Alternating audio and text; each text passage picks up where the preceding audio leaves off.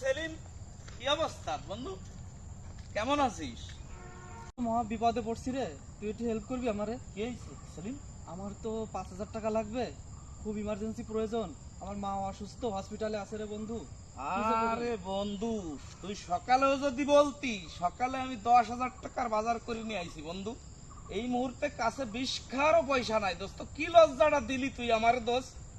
তোরে আমি কিছুদিন পরে দিয়ে দিবানি, অনলি 5 লাখ টাকা দিলে হয়ে যাচ্ছে।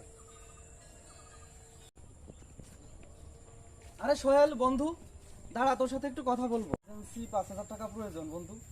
গতকাল গেছে আমার বড় হয়েছে সিজার, ও জায়গায় গুটি খানিক টাকা গেছে।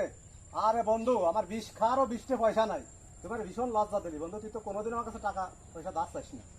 তাহলে কি করি বলতো বন্ধু? দিতে পারে টাকার লেনদেন ওদের সাথে করে লাভ কি? টাকার লেনদেন করবি আমার সাথে, জসিমের সাথে, ও সাজ্জাদের সাথে। টাকার লেনদেন সেলিম, তারপরে সোহেল, ওদের সাথে করা যাবে না বন্ধু, ওরা টাকা ফেরত দিতে। সেলিম আসতেছে, সেলিম সেলিম টাকা সেলিম আসতেছে।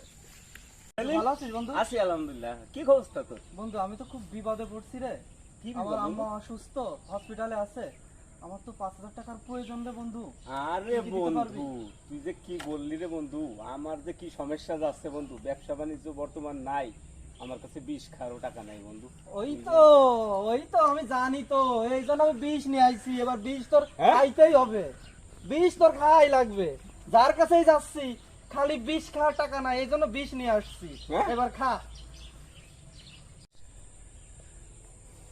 ওই তুই খাবি 20, নাহলে আমি খাবো। আজকে ওই টাকা দিবি, নয় 20 খাবো আজকে। তুই যে তাই কি ছাড়া আমার বিপদে কোনো ওয়ে ফেললি নাই। বন্ধু। বিষই তো খাওয়া যায়, কিন্তু এখন তো আর বিষ তো খাওয়া যাচ্ছে না বন্ধু, তোর বিষ।